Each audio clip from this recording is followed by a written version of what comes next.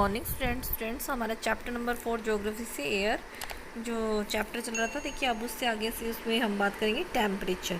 अब टेम्परेचर में देखिए student, the temperature you feel every day is the temperature of the atmosphere, the degree to hotness and the coldness of the air is known as a temperature. अब देखिए students, आपने feel किया होगा every day जिस देखिए बताए जिस temperature का हम फील करते हैं या वायुमंडल में जो है कि टेम्परेचर मतलब कैसे हमें पता चलता है कि उसमें कितनी कोल्डनेस है और कितनी हॉटनेस है एयर में, इससे हमें टेम्परेचर का पता चलता है।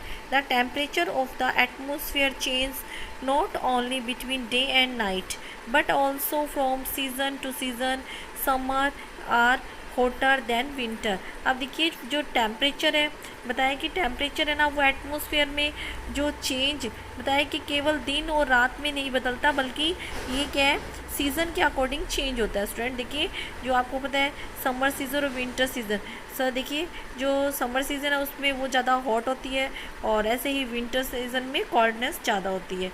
एन इम्पॉर्टेंट फैक्टर, देखिए important factor that influences the distribution of the temperature is a insulations and the देखिए insulations is a coming solar energy intercepted by the earth। अब देखिए स्टूडेंट्स, अब ये कि अब ये बताए कि एन इम्पोर्टेंट एक फैक्टर है वो क्या है डिस्ट्रीब्यूट करता है जो टेम्परेचर को, और जो देखिए सूरज से जो आने वाली जो भी एनर्जी है जिसे वो क्या है रोक लेता है। ठीक है, इसको क्या बोला जाता है, इसको इंसुलेशंस बोला जाता है। The amount of the insulation decrease from the equator. अब आपको पता है स्टूडेंट देखिए जो इक्वेटर पर स्टूडेंट्स इसका जो अमाउंट है इसमें जैसे जैसे अमाउंट है उसका घटता जाता है इक्वेटर के, इक्वेटर से जब आप पोल की ओर जाओगे ना तो कम होता जाएगा।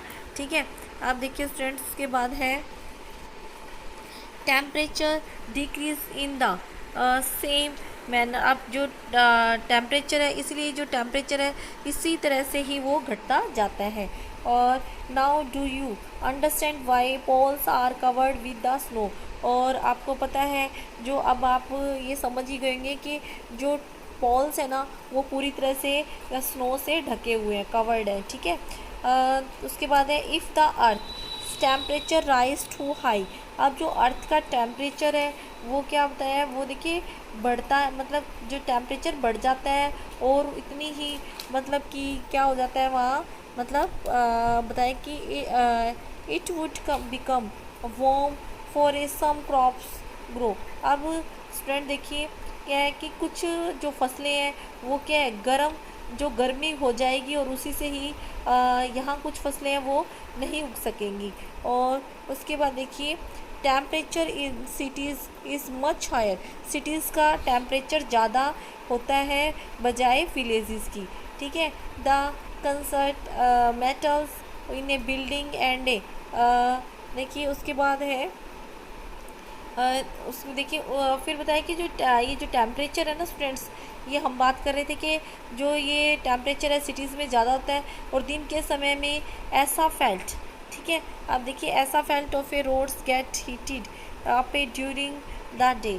अब जो ऐसा फेल्ट से बनी हुई जो सड़कें हैं वो क्या मेटल्स या कंक्रीट से बने जो घर हैं वो क्या है गर्म हो जाते हैं, और जो नाइट के समय ये क्या करते हैं, नाइट के समय ये है जो एनर्जी को ये देखिए हीट रिलीज़ करते हैं ड्यूरिंग द नाइट। अब जो नाइट के समय ये रिलीज़ कर देते हैं हीट को। और आल्सो द क्राइट देखिए high rise building of A cities trap warm air and thus rise the temperature of the cities. अब जो नगर हैं जो उनकी भीड़ वाले जो ऊंचे जो बिल्डिंग्स में क्या होता है जो वायु है या जो एयर है वो क्या होती है, वो देखिए गर्म एयर को रोक लेते हैं जिससे वहाँ का टेम्परेचर बढ़ जाता है। ठीक है, नेक्स्ट देखिए air pressure. You will be surprise to know that air above us presses us with a great force on our bodies. अब देखिए आपको जानकर काफ़ी सरप्राइज़ होगा, ये सरप्राइज़ हो जाएगा कि जो टेम्परेचर जो एयर है ना वो हमारे शरीर में क्या करती है, वो देखिए प्रेशर्स है उसको हाई प्रेशर के साथ में मतलब जो फोर्स लगती है, किंतु हम इसको मतलब कि है फील नहीं कर पाते, ठीक है। This is because the air pressures us from all direction and our body extracts का काउंट। देखिए फिर उसके बाद है काउंटर प्रेशर्स। उसमें देखिए उसके बाद है कि क्योंकि वायु जो है उसका जो दाब हमारे ऊपर सभी जो डायरेक्शन में लगता है और हमारा शरीर है वो उसके जो मतलब अपोजिट डायरेक्शन में मतलब फोर्स या बॉडी को स्टक या धकेलता है, ठीक है। Air pressure is defined as a pressure exerted by the weight of air on the earth surface. अब जो अर्थ की जो ऊपर वाला जो पार्ट है सरफेस एरिया है वो क्या है, वायु के भार द्वारा लगाया गया जो दाब है या प्रेशर है वो क्या है, वो देखिए एयर प्रेशर कहलाता है। और जो देखिए as we go up layer atmosphere, और वायुमंडल के ऊपर की ओर जाने पर यह दाब तेजी से लगता है और ये प्रेशर रैपिडली देखिए the pressure falls rapidly. The air pressure is a higher to sea level and decrease with the height.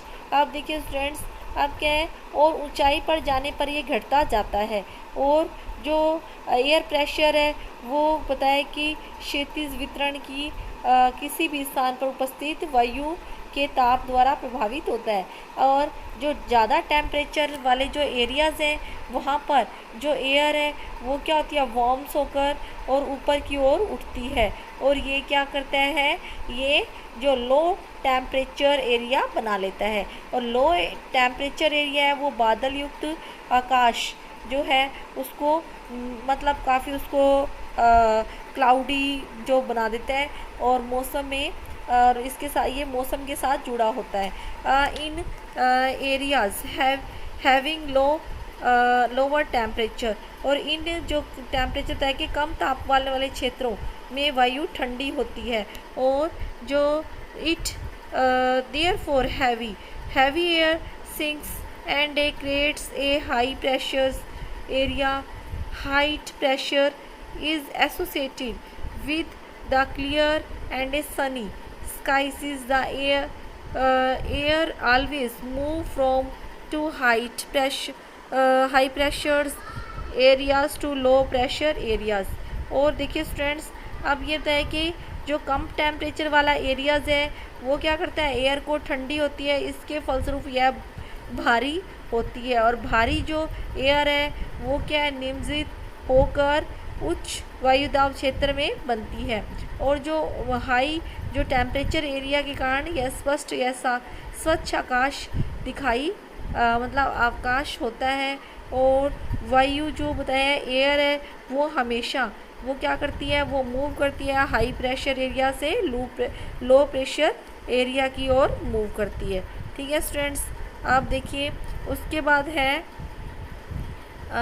ये नेक्स्ट जो हमारा रहेगा इसमें विंड, जो ये विंड वाला है, जो आगे जो विंड के बारे में हम अपनी अगली क्लास में बात करेंगे। Okay, thanks friends.